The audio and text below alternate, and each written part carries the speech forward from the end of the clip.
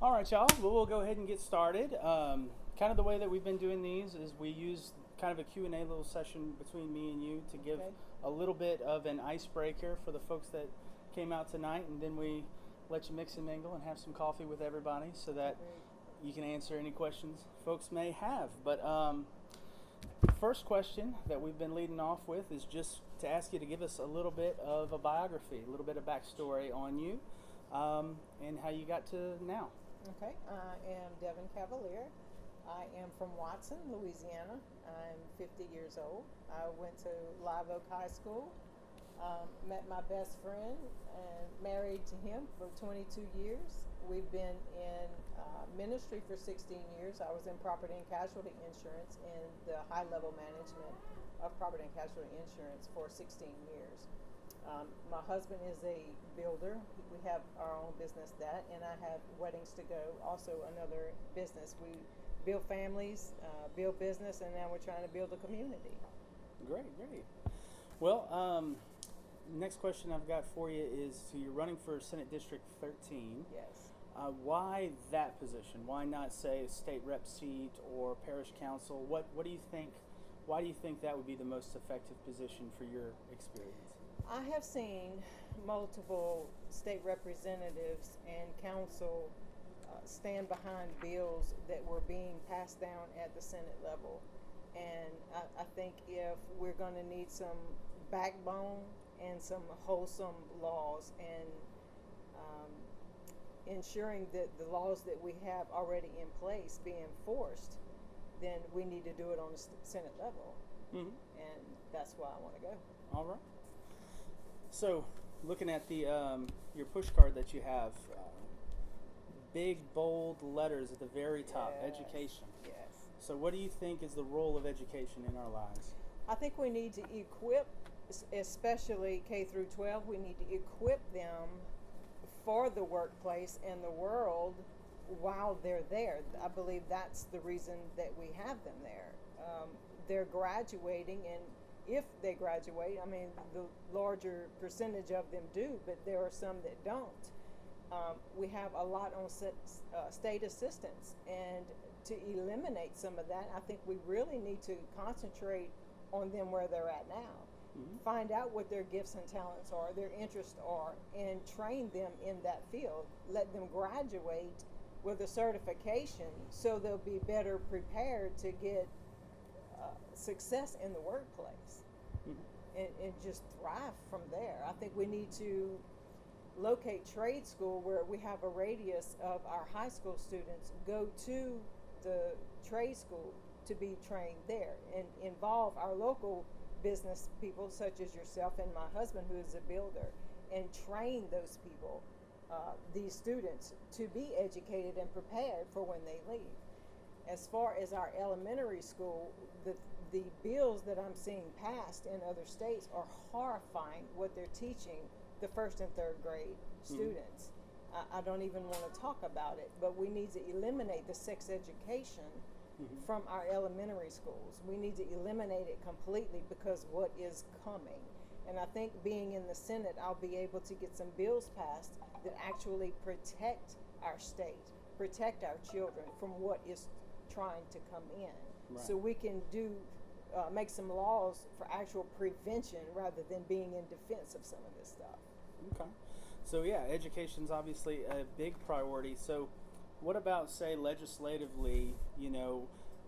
Our Constitution divides our legislative sessions up with a general session and a fiscal session in alternate years. What would be your top legislative priorities if you had a dream bill for each? What would be your dream bill that you would love to introduce and have passed for a general session as well as for a fiscal session? Well, one would be putting the Bibles in school. Mm-hmm. I would love to see the Bibles in school, and that would be probably one of the first things that I would do. You cannot mandate a religion. I think if we had it as an elective, it gives the students an opportunity. Also, I would like to see the whole education system reformed. I think we need new curriculums. I know we need new curriculums, and we need to make sure that that happens. I guess that would be the fiscal. We need to introduce some cleaner and more productive, real-time education for these children, and see how that works out in the years to come. Okay. And what about on the fiscal side? How it relates to taxing and spending? What would be a top priority on that side? Putting a demand on the state in the spending. I want to see some transparency in the spending. Mm-hmm. Let's see how much is coming in and where is it going, and then follow up on that to make sure that it's getting where it needs to go. Rather than bring in adjusters, we need some investigators. We need some people to go in that's going to say, "Hey, show me where show me where this money is going." Right. Yeah. And so you're a small business owner. I'm a small business owner, so obviously that's something we need to talk about. I know we both know the different rules, regulations, and laws that can be a burden on starting a small business in the community. I know we've got a fellow in the audience that's establishing a microbrewery locally, and I know he's had to jump through even more hurdles than me opening a bookstore. What do you think would be some things that you could do, some policies that you could pursue, some legislation that you may be able to introduce that could ease that burden and produce more of a culture of entrepreneurship in the city? Well, we can reduce the taxes owed right off the get-go. We can reduce some of this the property tax. Make sure that you get that up front. I think our insurances are way out of control. If we can deal with some of the lawsuit abuse, we can get some of the insurances down as well. Give some more incentives. Also, because of education being a priority in trades, if we had you come into the trade for a semester or a year, then you should be given a much greater tax credit than you would have anyway. I believe that a great government is calling the people in, because we are the people. So as long as we become part of our government and the betterment of our local government, then you should be getting a greater tax credit as well. Okay. For that. Well, on that and kind better of insurance. well, on that kind of note of control to the people, control to local, control on the state level, there's been a push lately to centralized sales tax collection under the state, and which would take it away from parish and municipal authorities. In my position, that's something that could be appealing, but it also may have a downside. But is that something you would support, or? It sounds good to me. Mm-hmm. It sounds good, being that it's localized. It's not as many channels being sent, as long as they do with the money what they say they're going to do. Sure. Yeah, we need to see that. And a couple of other just big overreaching concerns, in South Louisiana, in people in this area specifically, when a thunderstorm happens, you get a little bit of nervous. You get a little bit nervous. Everybody's still got a little bit of a traumatic after effect from the 2016 floods. So flood control, drainage is on the top of everybody's minds. Right. So what do you think that you could do to support both local drainage improvements, local infrastructure improvements, but also trying to keep drainage as a big picture issue with trying to encourage regional cooperation? Well, I think the state needs to help out with the city more than they do with the cleaning up of the debris and the ditches and things of that nature. I think the federal government, the state government, the local government, and our developers need to come in together and come up with a plan together, rather than shifting the blame on everyone. I think if they all came together in several meetings and went through the different areas, that we could get more accomplished. Sure. Rather than everyone pointing the finger at everyone else, passing the blame. I think they all need to come together, including the developers. Right. Yeah. Well, I've got two more big ones on here that I want to get to, and then one from the Cavalier House Books job Okay. application that we have in store. But one of them is about as big as it gets. It's the idea that's been kind of kicking around of redoing our state constitution. There are several constitutional amendments that we'll be voting for in October.